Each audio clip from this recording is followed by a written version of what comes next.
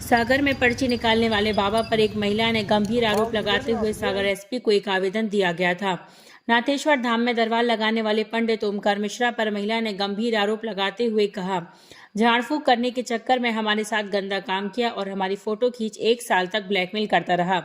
लेकिन अब इन सब बयानों पर नाथेश्वर धाम पर पर्ची निकालने वाले बाबा ओमकार मिश्रा सामने आए और इन आरोपों को निराधार बताते हुए कहते हैं कि इस महिला का चाल चलन ठीक नहीं। यह महिला पहले भी 2-4 लोगों को फंसा चुकी है।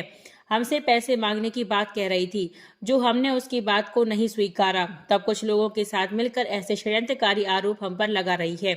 यह सब आरोप निराधार है। हम लोगों ने भी सागर पुलिस अधीक्षक को निष्पक्ष जांच करने का ज्ञापन दिया है। इस महिला ने जो आप पे आरोप लगाए हैं, क्या सही है?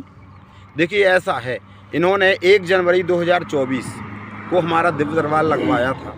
हमारे यहाँ प्रत्येक वर्ष वार्षिक उत्सव मनाया जाता है, प्रत्येक वर्ष ही वार्षिक उत्सव मनाया जाता है। तो पिछले वर्ष हमारा वार्षिक उत्सव 13 दिसंबर से स्टार्ट हुआ था, जिसमें यही महिला और इनके पति राहुल साहू और श्रीमती शिखा साहू, इन दोनों लोग यजमान बने थे। इसमें यजमान बने थे, यहाँ पे कुंड लिया था, हमारे आश्रम पे रहकर रुके थे, उत्सव में सहयोग किया था, यजमान हैं हमारे और आश्रम से जुड़े हुए लोग हैं। पर दिसंबर में ये यजमान बने, फिर 1 जनवरी 2024 को इन्होंने हमारा दिव्य दरबार लगवाया।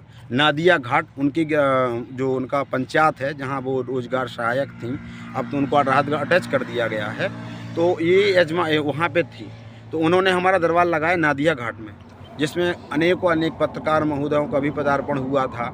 आपके वहाँ के वरिष्ठ ने उनको पैसों का ट्रांजैक्शन किया है और शारीरिक संबंध आपने बनाए। सुनिए तो 1 मिनट पहले उन्होंने वो किया, उसके दरबार लगाया। उसके बाद दरबार के बाद इनकी एक वार्तालाप होने लगी कि हमने आपका प्रचार किया है। आप सुनिए पहले विस्तार से।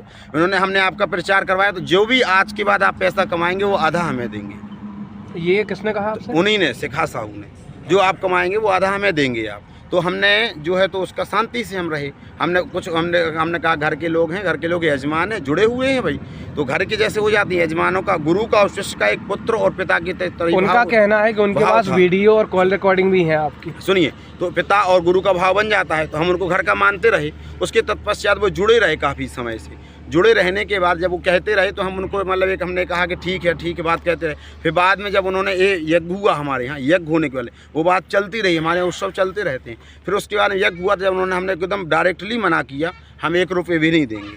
तो फिर उन्होंने कहा कि हम आपको बदनाम करेंगे। उनका कहना है कि उनके पास आपकी कुछ अश्लील वीडियो आपकी और उनके साथ की नहीं, और कुछ कॉल रिकॉर्डिंग, ना कोई वीडियो है ना कोई अश्लील कॉल रिकॉर्ड है। लेकिन ऐसा ज़रूर है कि कोई भी व्यक्ति अगर आपको कोई धमकी दे करके कॉल, आपका नंबर ब्लॉक कर देगा, तो आप ब्लॉक कॉल करेंगे उसको। तो ब्लॉक कॉल हमने किए हैं। महिला ने आरोप लगाया है कि आप बालाजी मंदिर में कार से जाते थे। और कहाँ बालाजी मंदिर? उन्हीं ने बताया है कि जब एसपी ऑफिस में शिकायत की है, महिला का कहना है कि बार आप उसको कॉल करते थे और बालाजी मंदिर के यहाँ बुलाते थे और आप कार लेके जाते थे। नहीं, हम ना कार लेके गए हैं, ना हमने बुलाया है और ना हम कहते थे। जो दरबार में आते हैं उनकी हम समस्या का समाधान करते हैं। एक आरोप और लगा कि आपने तांत्रिक विद्या करके कपूर खिला के उसको बेहोश की स्थिति में फिर शारीरिक संबंध बनाया। नहीं, हमने नहीं कोई किसी को कपूर खिलाया है। ये जरूर है, जब उतारा करते हैं, कोई प्रेत बाधा से ग्रसित होता है, उसके उतारा के हेतु कहीं और दूसरे के ऊपर पैर ना पड़ जाए। अगर नीचे कपूर फेंकेंगे तो पैर पड़ जाता है, किसी और के ऊपर कुछ दिक्कत परेशानी ना बन जाए, तो उसको हम ग्रहण कर लेते हैं। बट हमने उनके साथ ऐसा कुछ भी नहीं किया, एक भी कोई वीडियो फोटो नहीं है। महिला के आरोप को निर्धारित मानते हैं, कैसे मानते हैं? हम ये मानते हैं कि अगर देखिए हम पैसे दे देते तो हम ये अश्लील वीडियो के और दुनिया के जो उन्होंने वक्तव्य दिए ना दे पाती वो। इसलिए हम पैसे नहीं दिए हैं, क्योंकि हम धार्मिक आयोजन करते हैं। धार्मिक आयोजन में जो पैसा आता है धार्मिक कर्म में लगाते हैं। तो महिला से पहले आपने आवेदन कैसे दिया?